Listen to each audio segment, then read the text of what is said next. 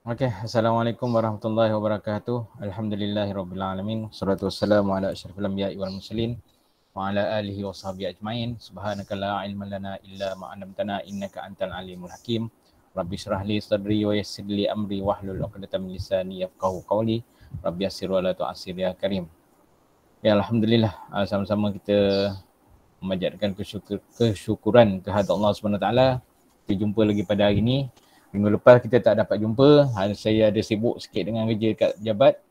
Jadi insya-Allah lah hari minggu ni kita berjumpa lagi.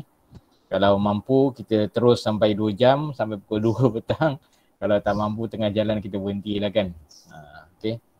Kalau seboleh-bolehnya 4 muka surat yang dah dibuat tu dapat kita bincang bersamalah.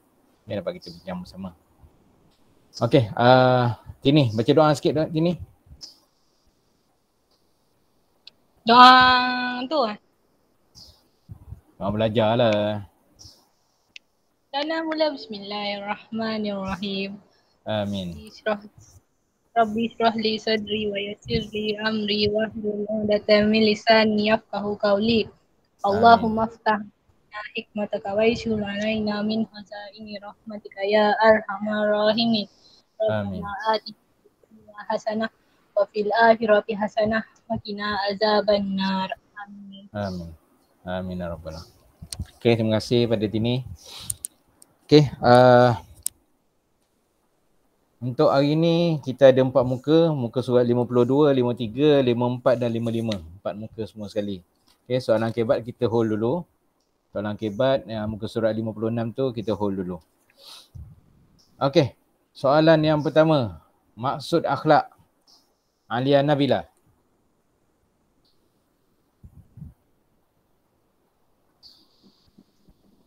Maksud akhlak. Maksud akhlak. Sifat yang tertanam dalam jiwa seseorang yang mendorong mereka melakukan sesuatu perbuatan dan perlakuan tanpa memerlukan pertimbangan yang mendalam. Okey, bagus.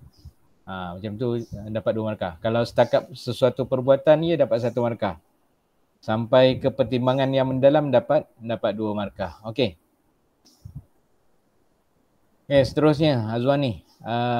Soalan yang kedua. Senaraikan 2 jenis akhlak.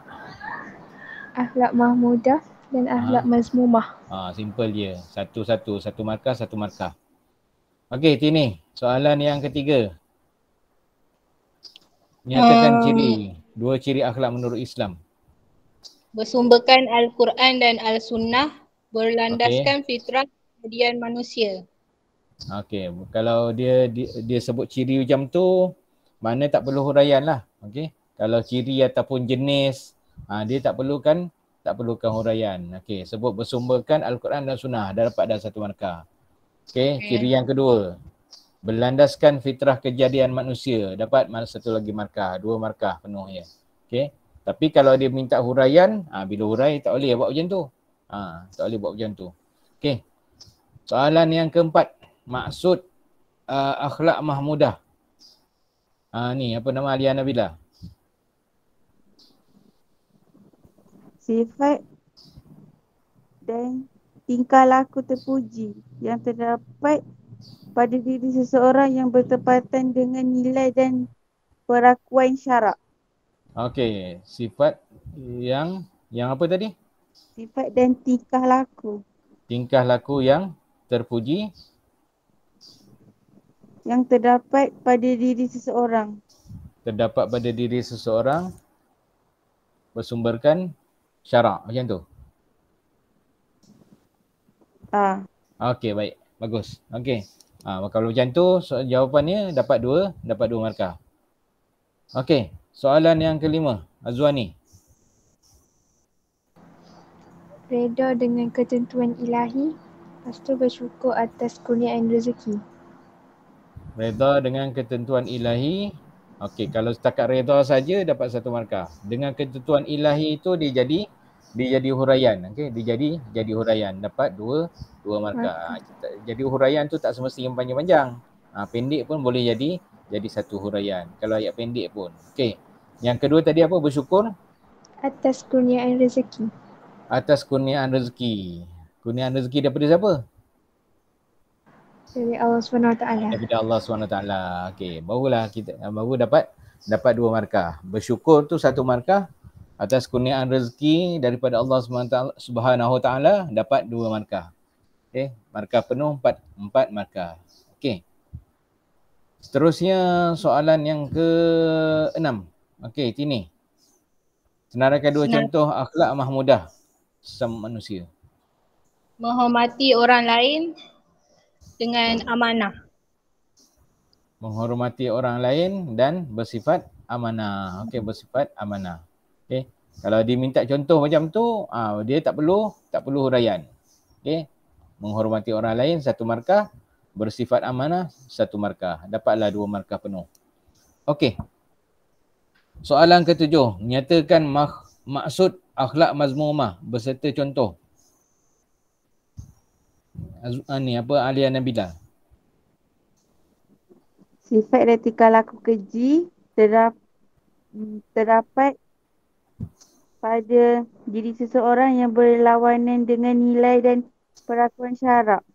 Okey, sifat atau perlakuan yang terkeji, yang apa tadi? Yang berlawanan dengan nilai dan perlakuan syarak. Yang berlawanan dengan nilai dan perlakuan syarak. Okey. Lepas tu dia ada minta contoh kan? Contoh dia? Contoh dia khianat orang lain. Lagi satu? Satu khianat, yang kedua?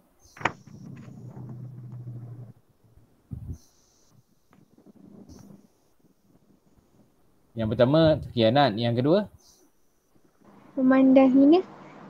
Memandang hina ataupun menghina orang lain. Okey. Okey. Jadi kat situ dia markah dia berapa? Markah dia 4. Okey, markah dia 4. Maksud akhlak ada 2 markah. Contoh ada 2. Contoh ada 2 markah. Okey, masuk akhlak. Akhlak yang apa nama tadi, yang terkeji apa semua tu, sampai habis tu baru dapat 2 markah. Contoh walaupun dia tak sebut ada nak berapa contoh.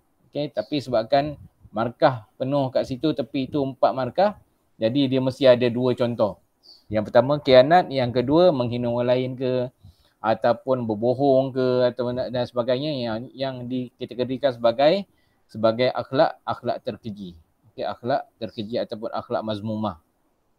Okey. Zuani. Kesan mengamalkan akhlak mahmudah terhadap individu. Dipandang mulia orang sekeliling, dirahmati Allah SWT. Kalau kau jawab macam tu tak dapat markah penuh. Dapat 1, 2 markah aja. Okey. Okey, dipandang mulia oleh masyarakat sekeliling. Sebab apa? Kerana mempunyai sifat yang terpuji.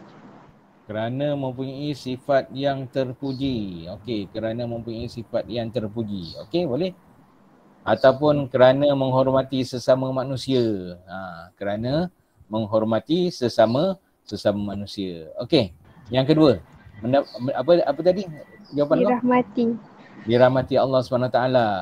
Sebab apa dirahmati Allah SWT?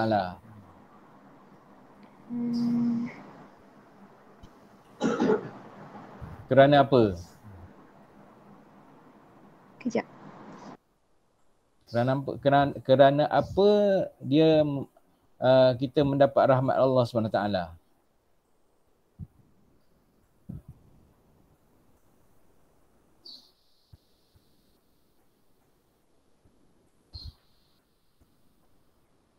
Kerana sentiasa berbuat baik. Kerana sentiasa berbuat kebaikan. Okey, ataupun kerana sentiasa mematuhi ajarannya, ataupun kerana sentiasa mengamalkan ajarannya. Okey. Tu banyak tu, boleh tu. Yang penting kita kena fikir sikit. Tak adalah susah sangat pun sebenarnya. Okey, tak susah sangat pun. Okey, soalan ke-9. Soalan ke-9, Tini. Perbezaan antara orang berakhlak mahmudah dengan mazmumah. Mahmudah dia pemaaf, mazmumah dia Okey. pemarah. Okey, pemarah, Mahmudah pendendam, dirahmati, mazmumah dirahmati dimurkai. Allah. Mazmumah Dimurkai. dimurkai. Okey, buat dalam bentuk jadual. Okey, buat dalam bentuk jadual. Bila soalan yang duk tanya pasal perbezaan, korang buat dalam bentuk jadual. Okey, dua perbezaan. Perbezaan Mahmudah, bawah dia apa dia? Mazmumah, bawah dia tu apa dia? Okey, Mahmudah, pemaaf, dirahmati Allah. Mazmumah, bersifat pemarah, dimurkai Allah. Buat dalam bentuk jadual. Okey, dalam bentuk jadual. Okey, soalan ke-10. Terangkan dua faktor mendorong seseorang mengamalkan sifat akhlak mazmumah. Okey, 4 markah. Alia Nabila.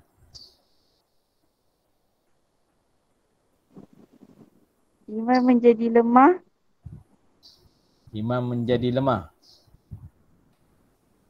Iman menjadi lemah. Okey, sebab apa lemah? Sebab apa lemah? Kenapa iman menjadi lemah? Sebab dia berbohong. Kerana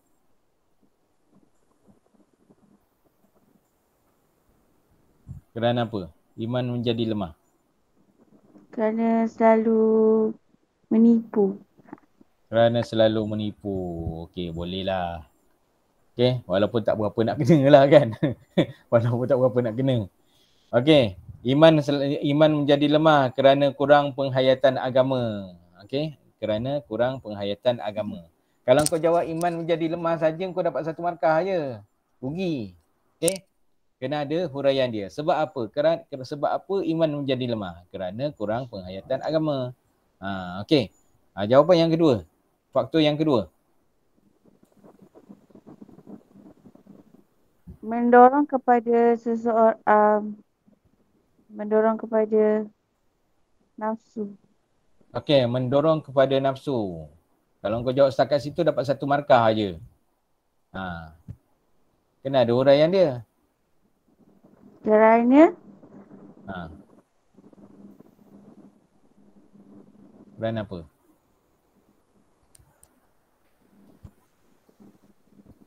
Ataupun kalau beri contoh mana boleh. Beri contoh.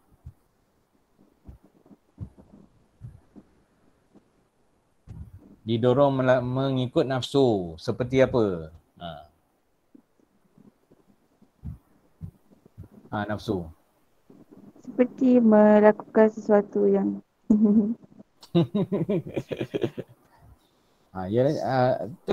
Teruskan ayat kau tu. Seperti melakukan sesuatu yang tidak elok. Yang tidak elok ataupun sesuatu yang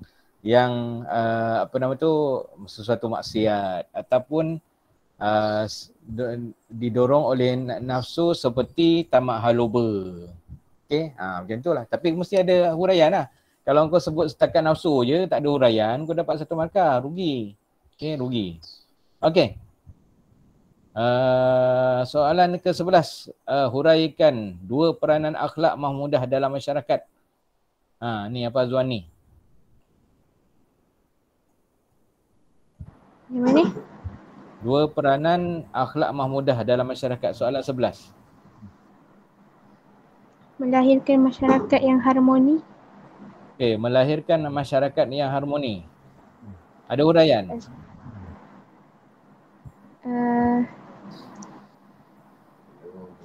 Tak ada.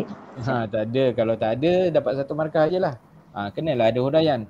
Melahirkan masyarakat yang harmoni. Kerana apa?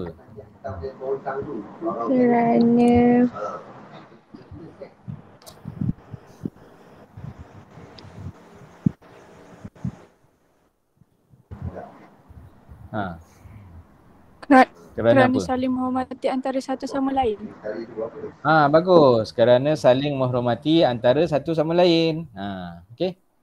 Tu dah dapat dapat 2 markah. Okey, peranan yang kedua pula. Meneguhkan perpaduan masyarakat. mengukuhkan perpaduan masyarakat. Kalau setakat situ dapat satu markah je. Kena ada dia punya huraian dia. Mengukuhkan perpaduan masyarakat kerana apa? Kerana apa? Mengukuh perpaduan masyarakat kerana Kalau kerana kasih sayang antara manusia, sesama manusia. kerana mewujudkan kasih sayang sesama manusia. Boleh lah. Boleh. Kalau saya terima je. Okey je tu. Ada huraian macam tu. Okey. Ataupun kalau ada ayat yang lain kerana apa? Mengukuhkan perpaduan masyarakat kerana adanya kerjasama di dalam masyarakat ataupun adanya kerjasama dalam setiap urusan. Macam tu. Okey. Okey, soalan ke ada nak tanya setakat ni? Tak ada. Tak ada. Okey, soalan yang ke-12. Soalan ke-12 ni apa nama Tini? Ke ada orang lain dah masuk dah? Saya tak tengok ni. Ustaz Ain tu Ustaz. Oh, Ain Syahira dah masuk. Okey. Sorry. Tak apa. Okey, tak apa. Saya minta Tini dulu. Okey. Tini dulu. Soalan ke-12, 4 contoh akhlak Rasulullah SAW yang boleh diteladani. Penyabar, pemaaf, pemurah, penyayang. Okey. Dapat 4 markah. 1. Dia bila 4 tu maknanya ada 4 markah. Okey. Kalau katakan kau tahu banyak, nak letakkan 5 pun boleh juga. Tapi yang dikira 4 markah sajalah. Okey, yang dikira 4 markah. Okey, Ain Syahira, soalan 13. Terangkan 2 kepentingan akhlak terhadap individu. 2 kepentingan akhlak terhadap individu ialah membina jati diri yang baik, mengikut Al-Quran dan Al-Sunnah, dan melahirkan individu yang bertakwa. Tapi saya tak ada huraian. Okey, melahirkan individu yang bertakwa. Engkau tak buat huraian. Okey, dapat 1 markah aja. Nak 2 markah kena tambah huraian. Okey. Melahirkan individu yang bertakwa. Sebab apa? Sebab apa boleh melahirkan individu yang bertakwa? Kerana kerana apa?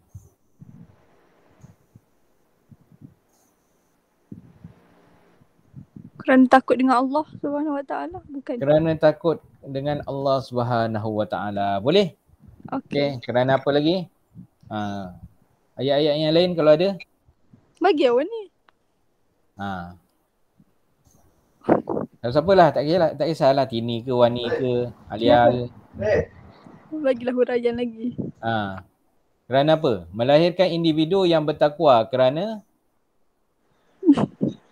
dari didikan kecil. Dari kecil. Kerana mendapat didikan dari kecil. Bolehlah. Okey, bolehlah kan.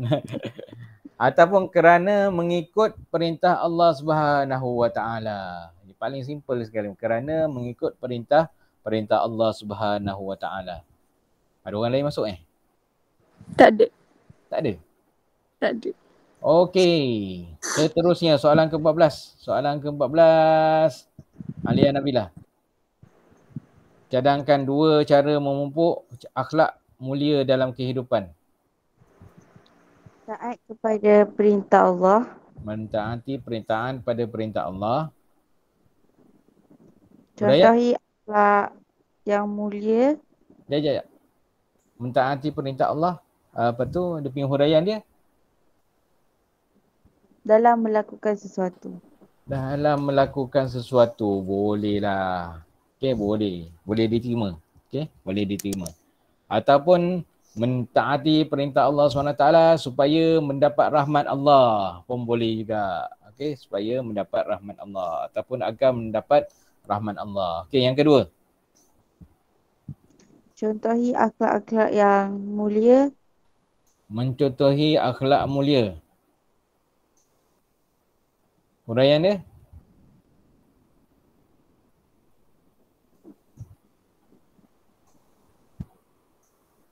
Akhlak mulia tu daripada siapa tu? Rasulullah Daripada SAW. Rasulullah sallallahu alaihi wasallam. Mencontohi akhlak mulia daripada Rasulullah sallallahu alaihi wasallam. Okey, huraian sikit lagi.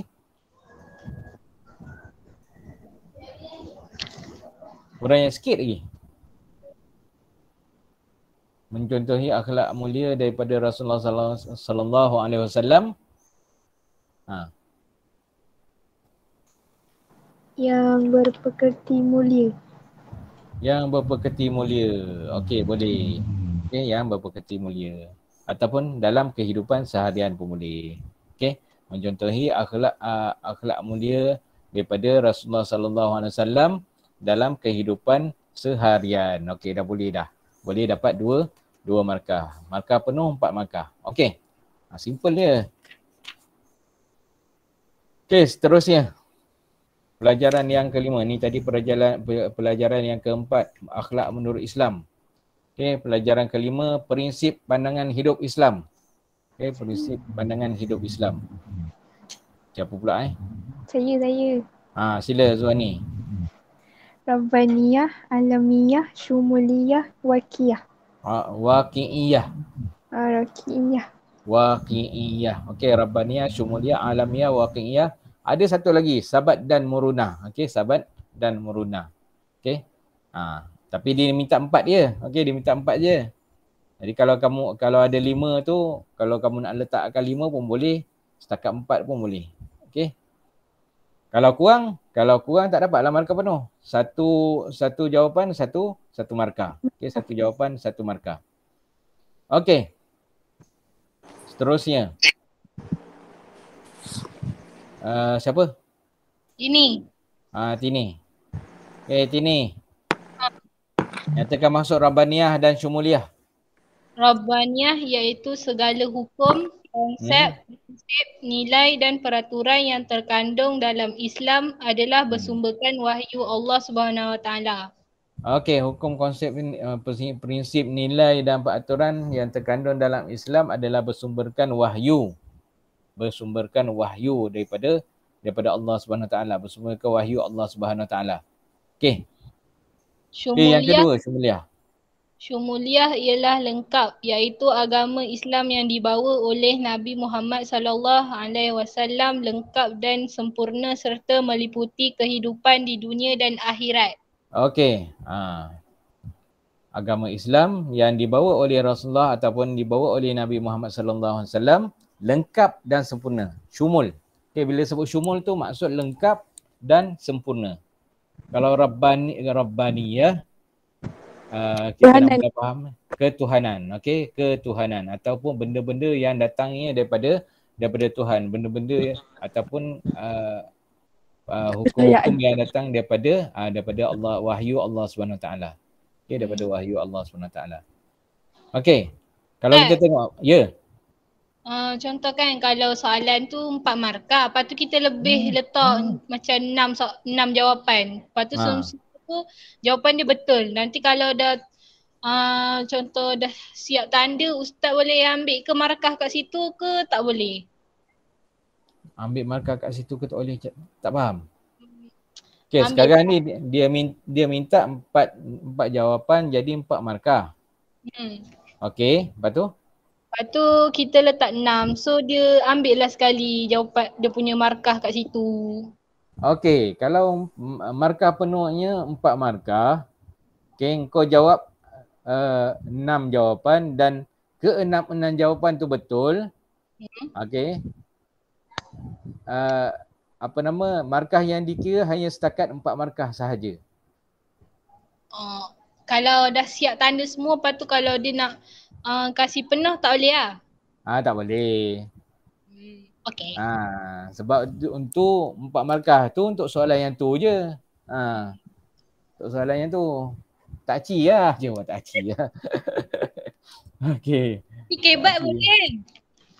Kalau kebat tu lain lah. Kebat ni macam-macam. Ada kebat 4 markah, ada kebat 5 markah, ada kebat 6 markah. Kalau kebat 4 markah, dia mesti ada isi, ada huraian satu, ada huraian satu, lepas tu dia ada kesan, lepas tu dia ada kesimpulan. Tengoklah soalan tu macam mana kan. Tengok question.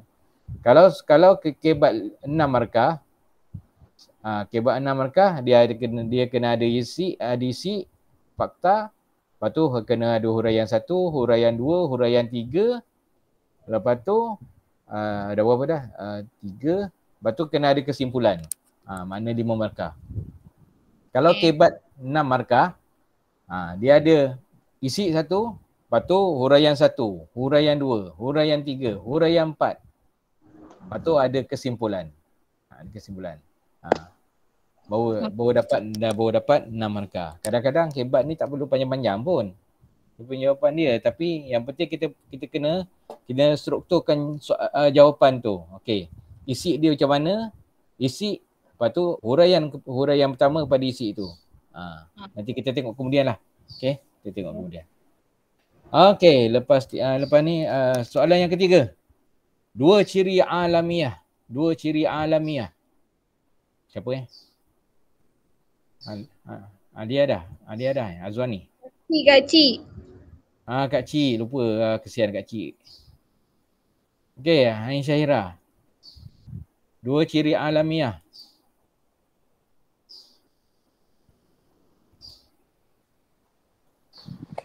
Sekejap. Dua ciri alamiah. Kedudukan manusia sebaik-baik kejadian. Okey, kedudukan manusia sebaik-baik kejadian. Huraian dia? Kena ada huraian. Saya ingat 2 markah je. Lepas tu lagi satu saya jawab nilai keadilan Islam bersifat sejagat. Okey, nilai keadilan Islam bersifat sejagat. Kalau macam tu kau dapat 1 markah, 1 markah. 2 je. Kena ada huraian dia. Okey. Yang pertama tadi jawapan kau, kedudukan manusia sebaik-baik kejadian. Apa kita nak huraikan dia tu? Sempurna lah. Macam tu. Sebaik-baik kejadian. Sebab apa manusia dijadikan sebaik-baik kejadian?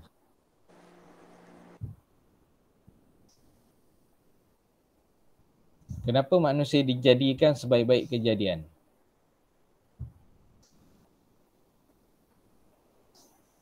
Sebab apa?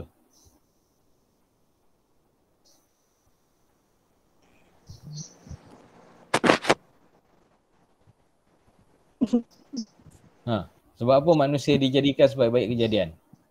Kerana manusia ialah makhluk yang sebaik-baiknya.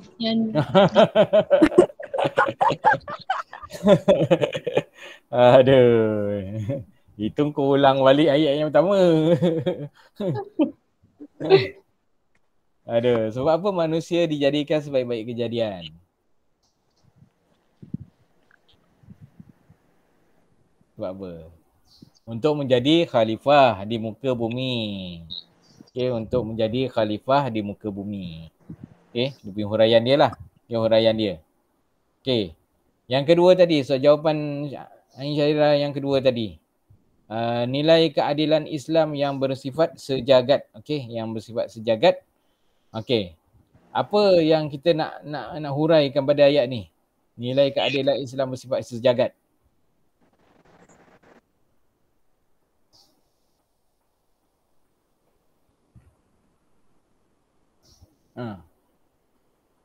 Sejagat tu apa Ustaz? Sejagat tu apa? Sejagat ni universal lah, universal. Satu alam lah macam tu kan? Maknanya alamiah, maknanya dia international, bersifat international lah Jawab. Macam mana saya nak terjemah, nak bagi kau orang faham ni. Alamiah ni international, alam kan, alamiah. Okay. Jadi nilai keadilan Islam tu bersifat sejagat, bersifat alamiah lah, bersifat sarwa jagat. Mana semua orang boleh menggunakan ajaran Islam. Okey, keadilan Islam tu meliputi kepada semua orang, tak kira siapa, tak kira manusia ke ataupun binatang ke, ataupun tak kira keadilan tu untuk orang Arab saja ke, tak. Keadilan Islam meliputi semua sekali makhluk. Okay, meliputi semua sekali makhluk. Macam ni Ustaz, keadilan Islam adalah bersifat sejagat, iaitu bukan hanya untuk orang Islam semata-mata. Pun boleh Ia lah. juga meliputi seluruh manusia tanpa mengira keturunan, warna kulit dan agama. Okey, bagus. Bagus. Baru dapat 2 markah. Kalau setakat bersifat sejagat saja tak dapat 2 markah. Okay. Kena ada huraian. Okey, kena ada huraian. Okey. Soalan yang keempat, 2 keistimewaan. Nyatakan 2 keistimewaan prinsip pandangan hidup Islam.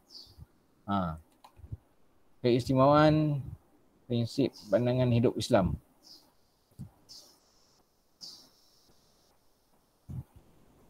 Alia.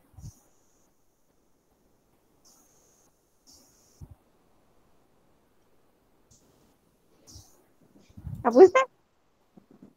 2 keistimewaan prinsip pandangan hidup Islam.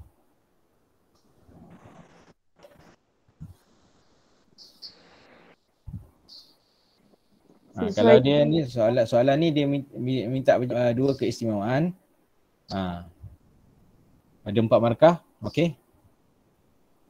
Sesuai dengan fitrah sesuatu. Apa dia? Sesuai dengan fitrah. Sesuai dengan fitrah.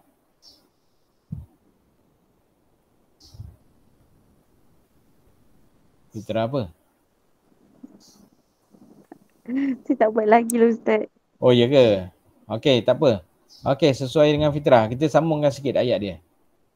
Dan akal manusia. Sesuai dengan fitrah dan akal manusia. Okey, boleh. Boleh dapat 2 markah. Okey, yang kedua. Yang kedua. Rahmat bagi sekalian alam. Rahmat bagi sekalian alam. Okey, rahmat bagi sekalian alam. Okey, dapat 2 markah lagi. Okey. Seterusnya, soalan yang kelima, jelaskan 2 kesan beribadat berlandaskan prinsip waqi'iyah. Okey. Waqi'iyah. Waqi'iyah ni kita nak mudah fahamnya, dia adalah real. Okey, realistik. Okey, realistik. Apa Tini lah. Saya? 2 kesan beribadat. Dapat beribadat dengan rasa yakin. Dapat beribadah dengan rasa yakin. Kalau setakat situ je kau dapat 1 markah aja. Kena huraikan lagi. Dapat beribadah dengan rasa yakin kerana mengikuti perintah. Itu kalau kau beri huraian macam tu, itu dia apa nama, kata dah habis geng. Orang Kelantan kata habis geng. Dah habis penat. Bolehlah guna ayat macam tu. Dah habis kemampuan dah habis fikir dah kan. Dah habis fikir dah. Okey. Okey, melaksanakan ibadat dengan beribadat dengan keyakinan, dengan yakin dalam apa jua keadaan. Okey, dalam apa jua keadaan. Okey, kesan dia. Yang kedua?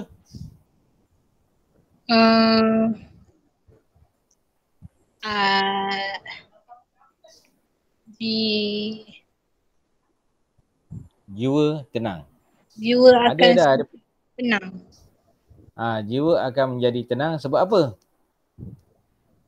Sebab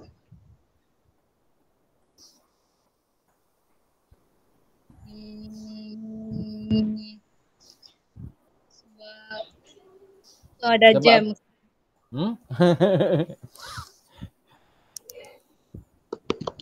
Dah jam Ustaz. Sebab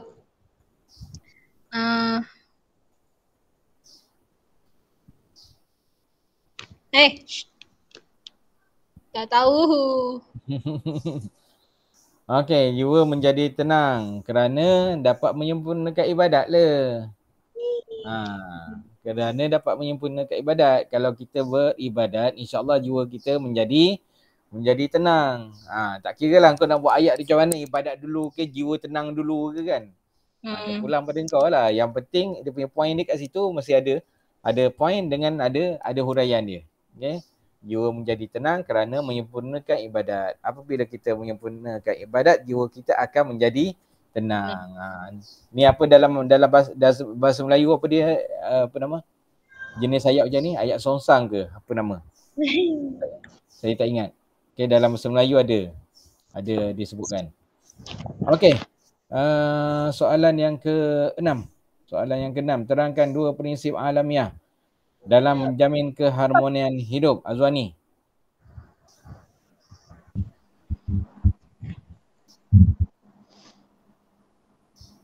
Terangkan 2 peranan prinsip alamiah dalam menjamin kebebasan dalam beragama. Apa dia? Kejap.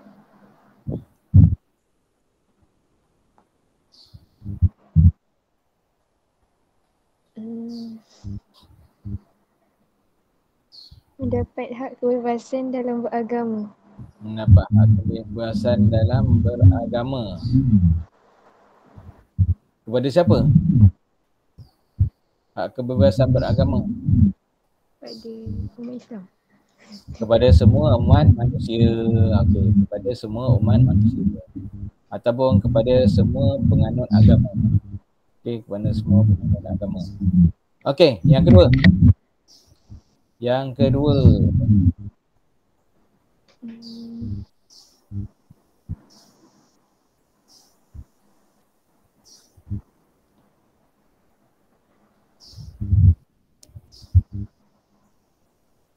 Ini tak tahu.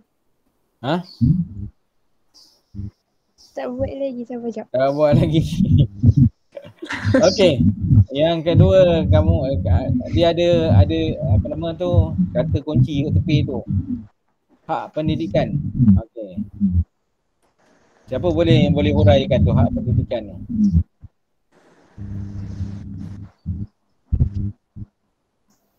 Ain Syairah.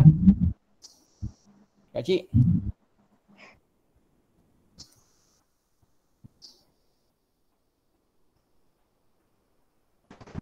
Ya Ustaz. Sekejap.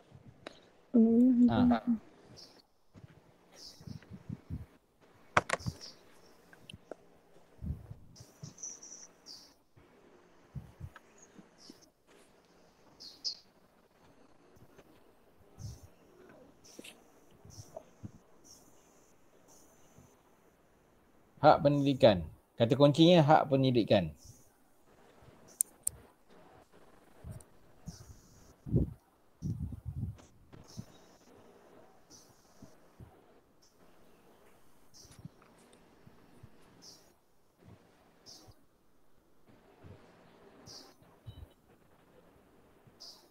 Yang mana dia punya huraian dia?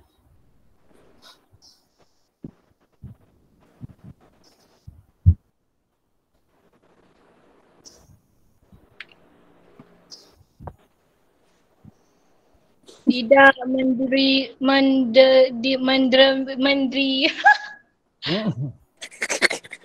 Kau nak cakap apa sebenarnya? Sabar je lah. Tidak mandiri. Tidak Diskriminasi. diskriminasi. Tidak mendiskriminasi. Hak pendidikan antara agama lain. Okey, tidak mendiskriminasi hak pendidikan antara agama lain pun boleh. Okey. Ataupun menjaga hak pendidikan supaya semua rakyat mendapat ilmu ataupun memiliki ilmu. Okey?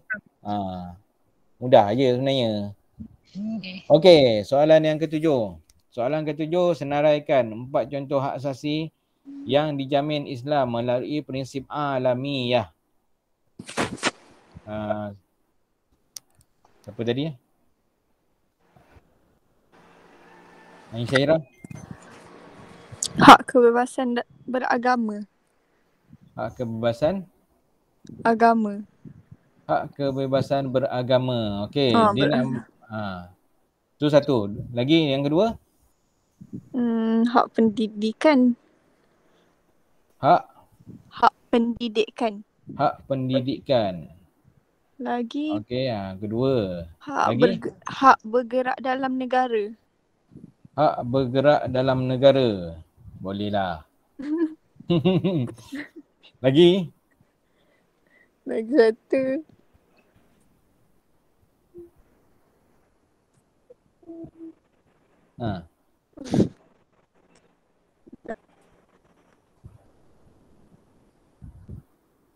Apa lagi? Apa yang kita nak ada? Kita nak ada apa? Selain daripada bergerak, bebas bergerak, tu hak asasi manusia tu. Belajar pendidikan.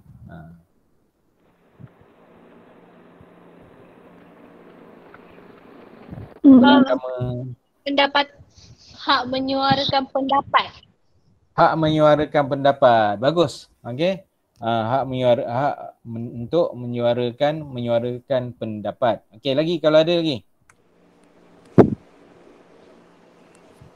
Mesti ada lagi sepatutnya. Ada lagi.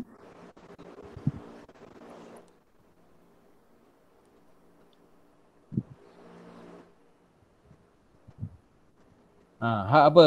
Macam kau sendirilah kan? Macam kau sendiri. Apa benda yang kau nak? Hak untuk perbicaraan adil. Hak untuk mendapat pembicaraan yang adil. Okey, lagi? Kau punya contoh ni bombastik lah. Perbicaraan tak tahan. Okey, hak untuk memiliki harta. Okey. Hak kebebasan untuk memiliki harta. Tak ada orang yang tak nak harta kan? Semua nak harta kan? Semua orang nak harta. Okey, yang paling penting sekali hak untuk mendapat perlindungan nyawa. Okey, hak untuk mendapat perlindungan nyawa. Dia nak nyawa kita dilindungi. Okey, nak nyawa kita dilindungi. Okey, lagi apa lagi? Hak untuk mendapat keluarga yang bahagia. Okey. Sakit lah miau. Pasal? Tak, miau gigit. Ada kucing punya. Okey, soalan yang ke-8. Huraikan kedua kepentingan mengamalkan prinsip Rabbaniyah dalam kehidupan. Dua kepentingan mengamalkan prinsip Rabbaniyah. Siapa Aliana. Aliana. Kita tak siap lagi? Tak. Okey, tak apa. Kalau tak siap lagi pun tak apa. Cuba jawab. Dua kepentingan mengamalkan prinsip Rabbaniyah dalam kehidupan.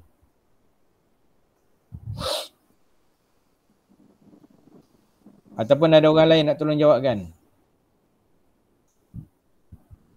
Ada orang lain nak tolong jawabkan? Memahami tujuan hidup. Memahami tujuan hidup yang sebenar. Okey. Apa tujuan hidup? Apa tujuan kita dijadikan? Apa tujuan kita dihidupkan? Untuk beribadat kepada Allah.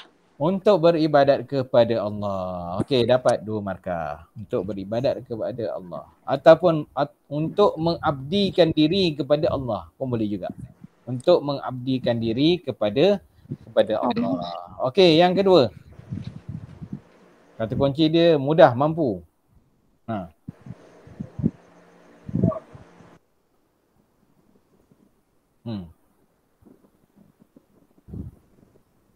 Mampu melakukan sesuatu ibadah. Mampu ataupun mudah melakukan sesuatu ibadat. Mampu melakukan sesuatu ibadat. Okey. Dia punya huraian dia? Huraian dia. Mampu melakukan sesuatu ibadat.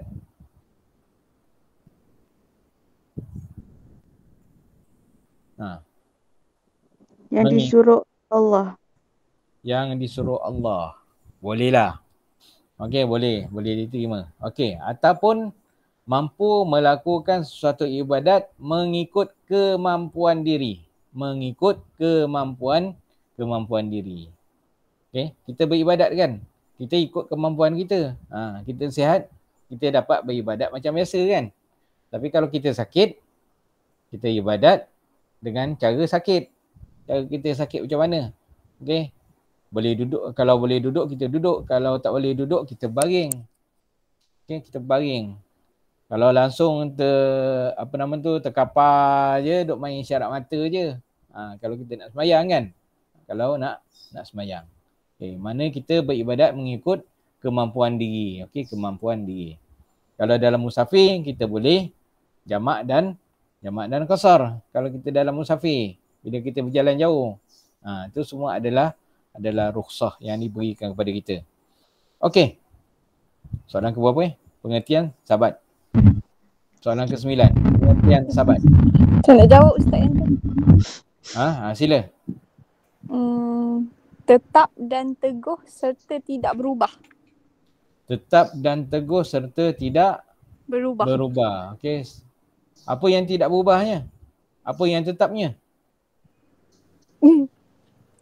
Dasar, prinsip serta pelaksanaannya menurut Islam. Bagus. Itu dia punya sambungan dia. Okey, dia punya sambungan dia. Maknanya sabat ni dia tetap dan tidak berubah. Hukum tu tetap hukumnya halal kalau contohnya benda yang halal. Hukumnya tetap hukumnya haram, contoh bagi yang haram. Okey. Dasar, prinsip dan pelaksanaannya mengikut Islam. Okey, kok macam mana pun kalau benda tu halal, dia tetaplah halal, tak kira masa. Okey, tak kira zaman Nabi ke, zaman sahabat ke, zaman kita ke ataupun zaman selepas kita ke. Kalau dia benda tu halal sampailah bila-bila dia halal. Okey. Okey, itu sabat. Ataupun benda tu katakan dia halal pada zaman Nabi, pada dekat tanah Arab. Dia juga tetap halal dekat tanah Melayu. Ataupun dia juga tetap halal walaupun duduk dekat benua Cina ataupun benua India. Okey, tetap halal. Dia tak akan berubah. Dia tak akan berubah dengan berubahnya tempat dan masa. Okey, itu maksud sabat. Walau di mana sahaja kita berada, hukumnya tetap sama. Tak ada pula hukum ni sesuai dekat tanah Arab je, dekat tanah Melayu tak sesuai. Tak jadi gitu. Okey, tak jadi gitu. Okey. Contoh, senaraikan 2 contoh prinsip sabat berkaitan dengan hukum syariah. Ustaz, saya nak tanya. Silakan. Kalau dia suruh nyatakan pengertian tabat, kita kena salin balik ke soalan tu? Macam pengertian tabat ialah tetap dan tak payah pun. Ke kita bagi dia tahu je jawapan terus? Terus beri jawapan terus pun tak apa. Okey. Beri jawapan terus pun tak apa. Tapi kalau nak memudahkan pemeriksa, elok adalah maknanya macam sabat ni tadi, tulis sabat, lepas tu titik bertindih. Macam tu. Okey. Okey, sabat, lepas tu titik bertindih, lepas tu jawapan kita lah. Begitu. Okey Ustaz. Supaya pemeriksa dia tak tercari-cari. Ni apa benda ni jawapan ni? Apa benda jawapan ni? Kena letaklah sikit. Tapi tak adalah perlu engkau kena salin soalan tu sebiji, tak perlu. Okey. Okey. Soalan ke-10. 2 contoh. Prinsip sabat berkaitan dengan hukum syariah. Ketetapan hukum syariah seperti hudud, kisas, diat dan takzir. Okey, hudud, diat, kisas dan takzir. Dia nak berapa? 2 markah aje. Okey. Dia nak 2 markah aje. Maknanya hudud 1, diat 1. Ada 2 markah. Kalau kau senaraikan sampai 4, tetap dikira sebagai 2 markah saja. Okey. Mana 2 contoh, hudud, kisas, ta'zir dan diat. Okey, dan diat. Okey, soalan yang ke-11. Saya. Maksud murunah. Silakan. Murunah, apa maksud murunah? Luwes atau anjal iaitu boleh berubah mengikut kesesuaian namun masih tetap pada prinsip asasnya. Okey, luwes ataupun anjal boleh berubah mengikut kesesuaian namun masih tetap pada prinsip asasnya. Okey. Contoh dia.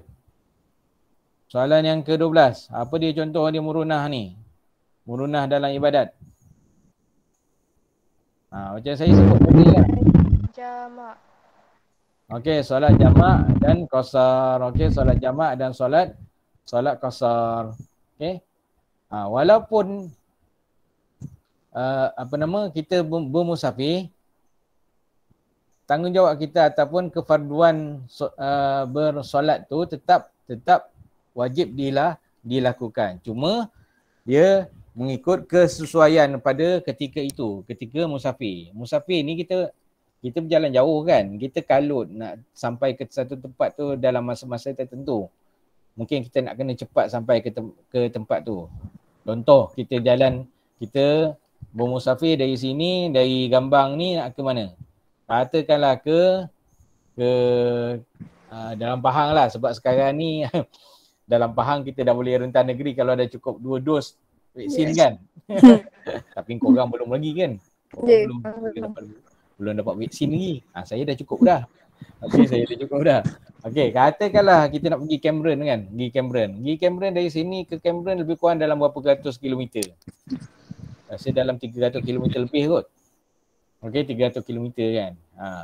Jadi Allah Ta'ala turunkan rukhsah ataupun dikatakan sebagai murunah kepada kita untuk dalam bab semayang kan, dalam bab solat. Okey.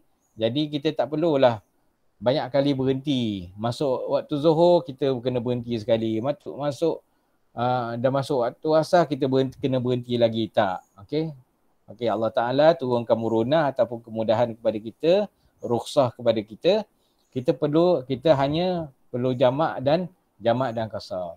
Okey, jamak kita himpunkan 2 sembahyang, Zuhur dan Asar. Sebagai contoh. Qasar kita pendekkan sembahyang. Daripada 4 rakaat jadi 2 rakaat. Okey. 4 rakaat jadi 2 rakaat. Jadi Zuhur 2 rakaat, Asar jadi pun 2 rakaat. Itu adalah murunah. Solat tu dibatalkan. Solat tu kita tak perlu buat. Tak, solat tetap kena buat. Wajib kita buat. Okey, solat tetap wajib kita buat. Cuma kita diberikan kelonggaran, kemudahan untuk kita menunaikan solat fardu tu dalam waktu musafir. Okey. Lagi satu apa? Sebagai contoh lagi. Kalau tak ada air kan. Okey. Kita nak sembahyang, kita perlu bersuci kan. Air tak ada. Apa kita kena buat? Kita nak ambil wuduk, air tak ada. Sedangkan nak sembahyang ni. Ataupun dalam keadaan hadas besar, kita nak kena mandi wajib. Tiba air tak ada. Kita nak buat macam mana?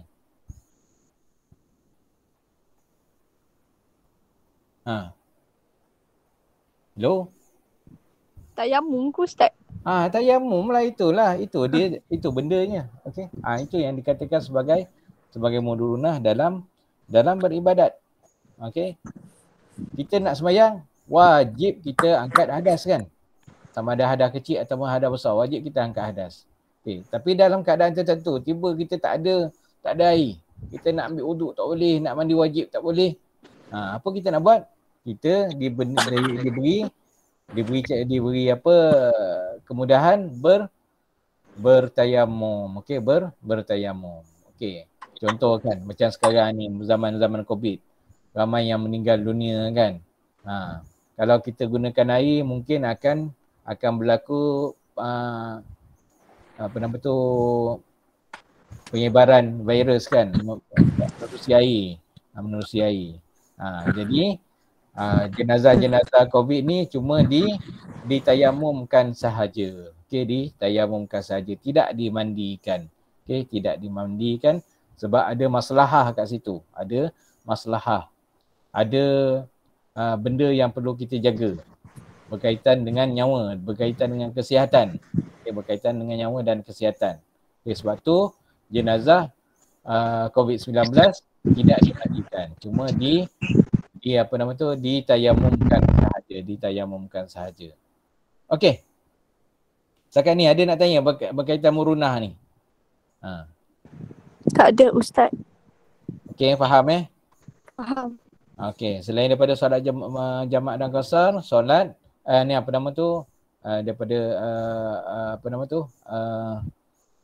tayamum menggantikan wuduk ataupun mandi wajib. Okey, menggantikan mandi wajib ataupun wuduk.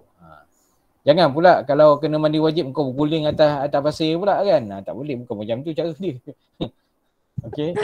Kalau dah kata tayamum, tu tayamum lah. Bukan yang berguling atas pasir, atas debu, tak. Kalau tayamum tu kita sapu muka, sapu tangan dia. Sapu muka dengan sapu tangan. Bukan ni Allah Ta'ala suruh kita berguling atas pasir, atas debu, tak. Tak perlu sampai guling macam tu. Okey. Okey, seterusnya soalan yang ke-13. Soalan ke-13, jelaskan 2 kelebihan sifat murunah dalam ibadat. Okey. Jelaskan 2 kelebihan sifat murunah dalam ibadat. Apa dia kelebihan sifat murunah?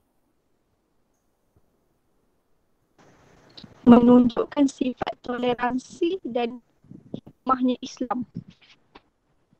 Menunjukkan sifat toleransi dalam agama Islam. Okey, boleh?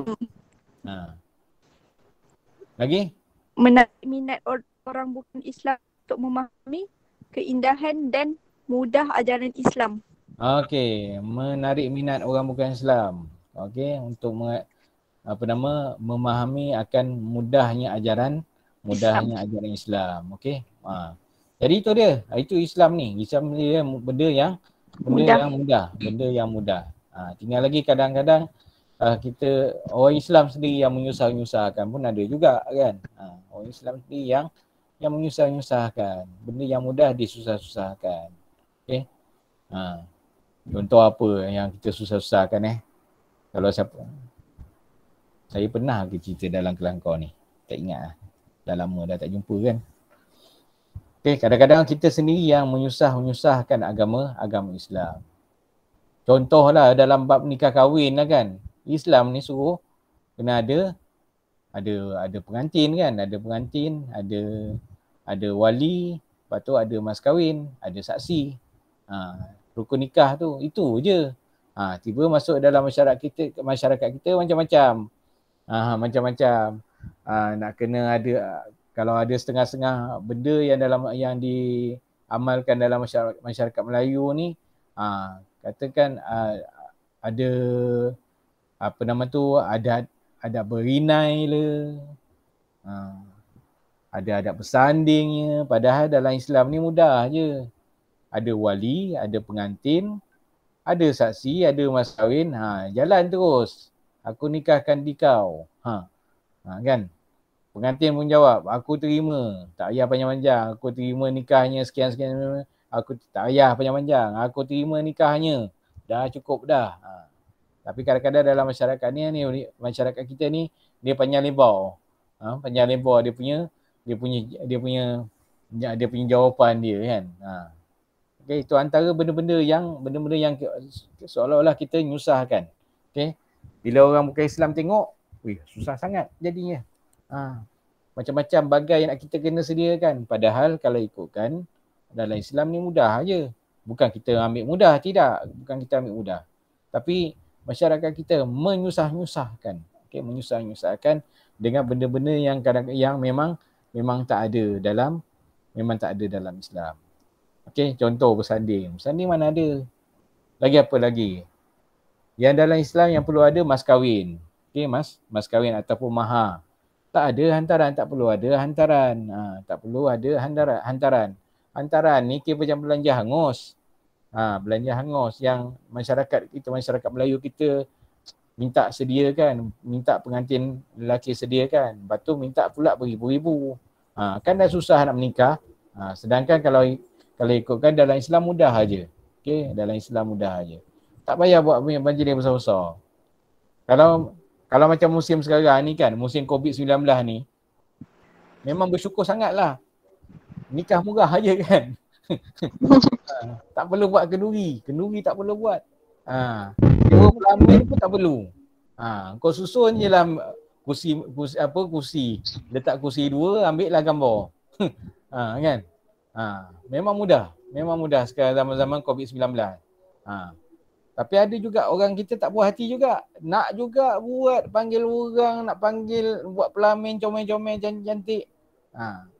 Kan dah belanja dah besar kan. Itu benda-benda yang kata yang menyebabkan kadang orang bukan Islam tengok kita macam makin menyusahkan. Cuma dalam bab tanam jenazah ni, tu orang bukan Islam dia tengok kita ni memang mudah. Okey, kita ni mudah dan murah. Kalau orang bukan Islam, contohlah orang Cina lah. Kalau nak tanam kan, bila meninggal pun susah. Nak kena cek, kena ada duit beribu baru boleh tanam. Kan? Baru boleh tanam. Kita ni ada tanah wakaf untuk kebumikan mayat. Itu je lah. Okey. Bayarlah upah sikit, upah orang menggali kubur, upah sikit orang duk tolong mandikan jenazah ataupun kafankan jenazah. Kalau saudara mara sendiri yang uruskan jenazah tu kadang tak perlu bayar apa-apa kan. Itu dalam bab jenazah ni orang Islam mudah. Orang Islam mudah. Tapi kalau orang bukan Islam dia macam susah sikit lah, macam susah sikit. Kalau India macam mana Ustaz? Ya? Kalau India pun sama juga. Dia ada beza tau. Dia ada beza yang biasanya kalau dia orang nak murah macam India ni dia nak murah, dia bakar. Jenazah tu dibakar. Lepas tu dia punya abu tu dia buang ke laut kan? Abu tu macam-macam. Ada yang abu yang ditanam. Dia ada tempat letak abu mayat. Dia ada tempat letak abu. Ada setengah tu dia buang dekat sungai-sungai pun ada juga. Ada yang dibuang dekat laut pun ada juga. Dia berbakar kat mana Ustaz? Dekat tempat bakar? Dia ada tempat pembakaran dia lah. Okey, dia ada tempat pembakaran dia.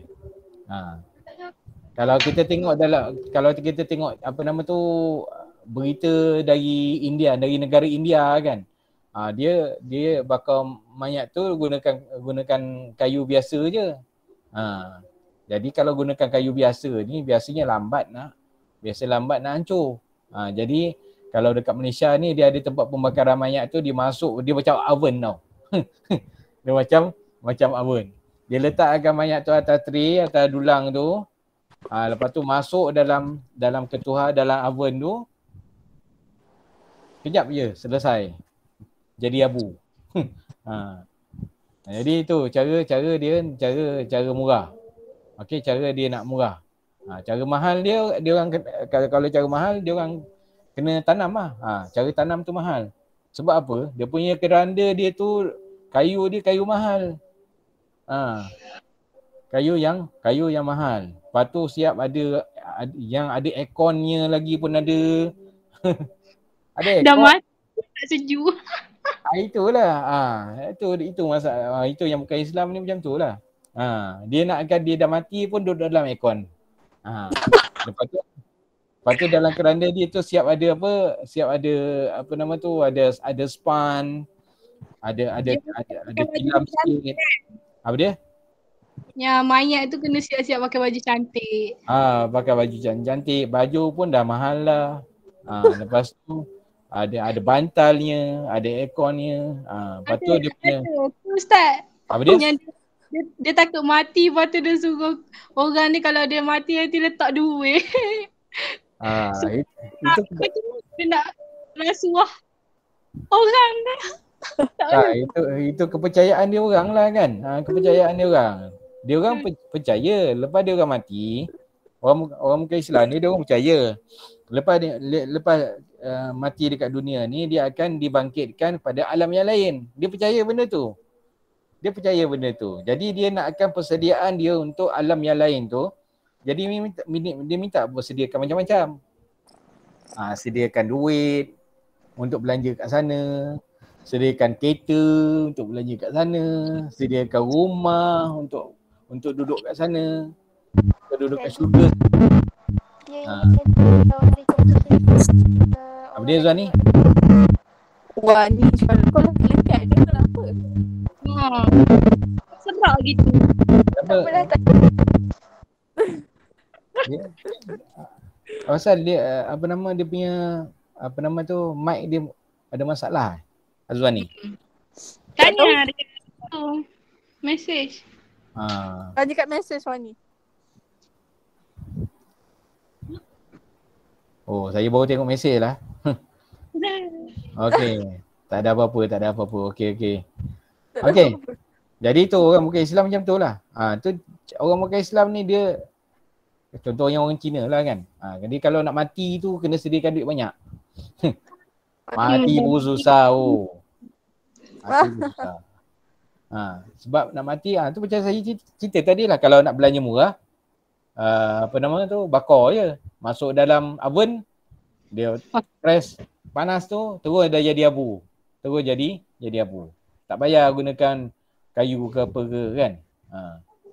Itu kalau bakar. Tapi kalau tak nak bakar, belanja mahal sikit, tu beli keranda. Keranda tu macam-macam lah. Macam-macam lah apa kemudahan yang ada dalam keranda tu. Dalam keranda tu. Dia punya kayu dia pun anai pun boleh patah gigi tau. Anai pun boleh patah gigi. Sebab kayu dia tu kayu mahal, kayu yang keras. Kayu keras. Yang anak-anak pun tak mampu nak hancurkan kayu tu. Itu yang kata anak-anak pun patah gigi tu. Kalau gigit. Okey. Ustaz. Ya. Nak tanya soalan. Ya. Boleh. Kalau contoh kita nak qada kan, macam solat 4 rakaat tu kan. Bila kita qada tu tak payah nak tahiyat awal kan? Apa pula tak payah tahiyat awal?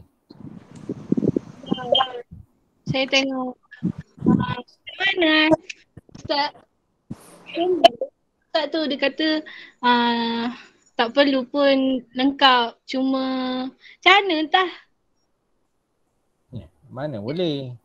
Tahiyat awal tu kalau ikutkan sebagai apa? Tahiyat. Tahiyat sebagai awal rukun tu kan? Rukun. Entah. Rukun ke ataupun perkara wajib? Wajib. Perkara wajib. Mana kita boleh tinggalkan? Kan? Jap. Jadi kita tak boleh tinggalkan apa tahiyat awal tu. Jadi saya tak tahulah kok. Kalau ada mazhab lain, setahu saya tak ada. Mana kalau kita apa nama kita nak qada solat, kita kena qada penuh lah. Kita kena qada penuh. Kalau 4 rakaat lah yang kita kena qada. Okay. Cuma dalam bab subuh lah. Kalau subuh kita ada kunut kan. Nak qadakan sembahyang subuh tu kan. Okay. Oh salah. Saya salah tanyalah. Ni solat sunat selepas isyak. Sorry. Solat sunat lepas isyak. Solat sunat 2 rakaat. Ya. Tak ada solat biasa kita akan buat 2 je. Kita tak akan menjadikan 4 terus. Jadi 2 rakaat. Dah beri salam baru naik pula. Okey, dah beri salam baru naik pula. Kalau macam subuh. Ya. Tak payah doa-doa terus naik solat balik. Kalau solat sunat. Solat sunat dah terpulang pada kita lah. Kita nak selang-selikan dengan doa ke, dengan zikir ke, terpulang pada kita lah. Istighfar ke, ataupun kita tak nak selang langsung, beri salam kiri kanan, lepas tu terus naik lagi. Contoh, kita sembahyang tarawih kan? Sembahyang tarawih, sembahyang sunat tarawih ni. Okay, biasa kita buat berapa? Kalau dekat lepas berapa rakaat biasa buat? Tahu. Kau tak sembahyang tarawih ke? Saya tak pernah pergi tarawih. Okey, tak pernah pergi tarawih dekat masjid lah. Okey, kalau kat rumah. Kau buat berapa rakaat? Tak buat. Tak buat juga. Aduh, parahlah kau ni Tini. Bukannya selalu kita jumpa tarawih ni bulan Ramadan ni kita jumpa tarawih ni. Bulan lain tak jumpa tarawih. Okey. Ni Ain Syaira. Kak Cik. Kau biasa selalu sembahyang tarawih dekat masjid? Selalu Ustaz. Berapa rakaat dia buat? 8. 8. Okey, 8 rakaat. Okey, 8 rakaat. Kalau kat masjid ni biasa 2 rakaat antara 2 rakaat tu mana kita dah sembahyang 2 rakaat, lepas tu ada zikir-zikir apa semua kan. Ada zikir macam-macam lah. Tapi kalau kita tak nak buat tu pun tak ada masalah. Tak ada masalah. Beri salam kiri kanan, lepas tu naik pula. Okey. Kita dah sembahyang 2 rakaat. Dah beri salam kiri kanan, kita naik takbiratul ihram. Okey, rakaat yang ketiga keempat. Lepas tu dah habis rakaat yang ketiga keempat, dah beri salam, naik pula rakaat ke 5, 6. Lepas tu selesai, beri salam kiri kanan, terus naik rakaat 7, 8. Okey, 7, 8. Antara 2 rakaat tu kita tak sembahyang, kita tak ada buat apa-apa zikir. Boleh? Tak ada masalah. Tak ada masalah. Kalau nak buat tak ada masalah. Boleh juga kalau nak buat kan. Kalau nak berzikir antara sembahyang tu tak ada masalah. Boleh buat. Tak buat pun tak ada masalah. Tak ada masalah. Cuma kuranglah sikit. Pahala tu kuranglah sikit kan. Pahala tu kurang. Okey. Ada apa? Saya buka soalan je lah.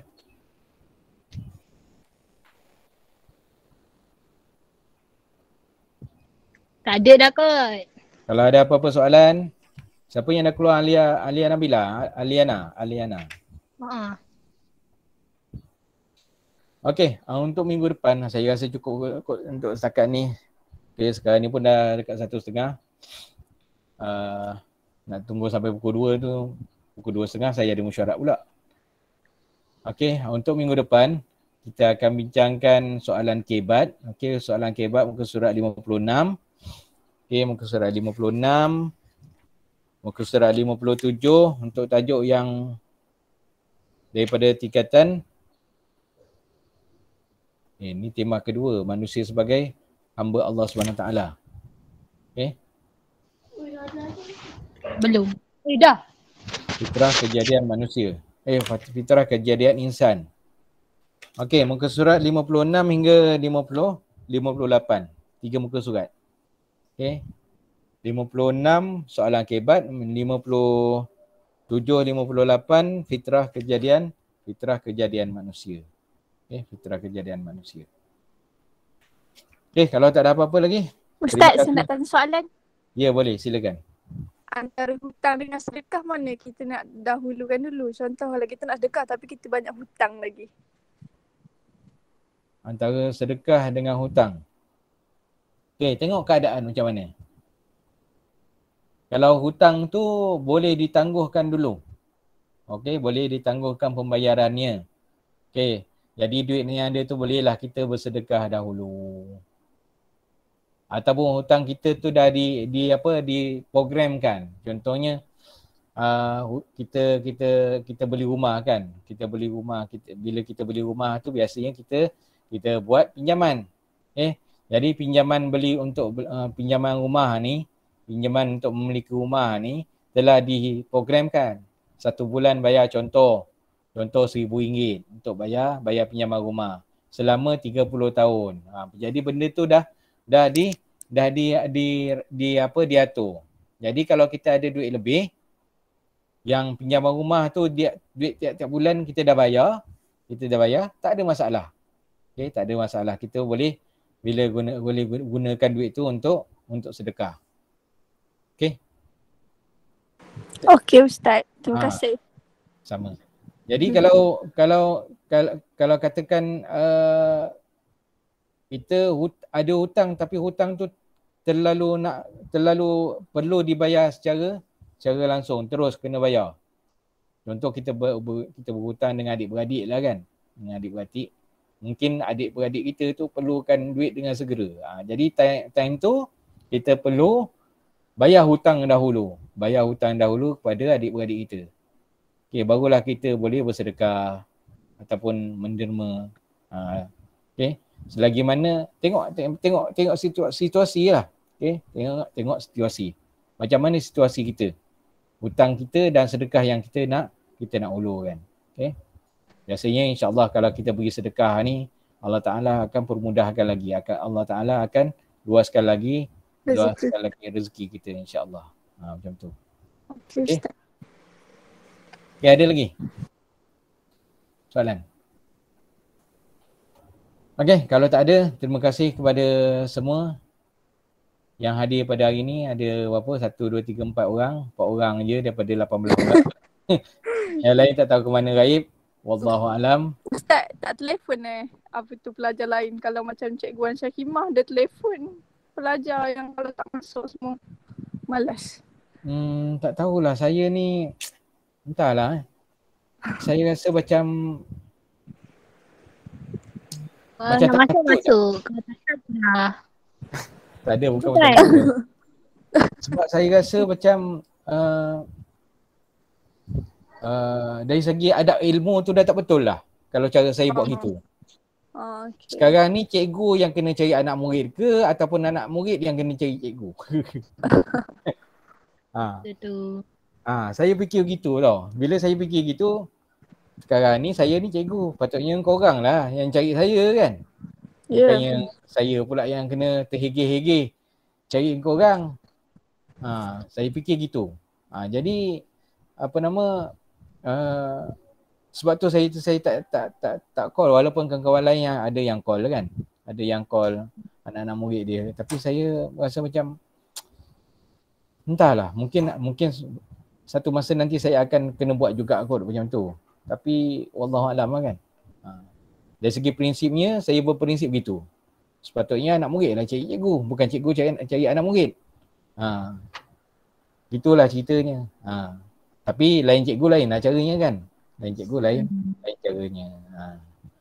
Okey, terima kasih pada semua kerana hadir pada hari ini. Apa yang baik tu datangnya daripada Allah SWT, kekurangan daripada diri saya sendiri. InsyaAllah kita jumpa lagi pada minggu hadapan. Wabillahi taufiq wal hidayah. Wassalamualaikum warahmatullahi wabarakatuh. Waalaikumsalam warahmatullahi wabarakatuh.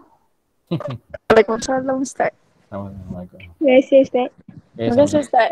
Okay, sama. Jaga diri Ustaz. InsyaAllah. Terima kasih Ustaz.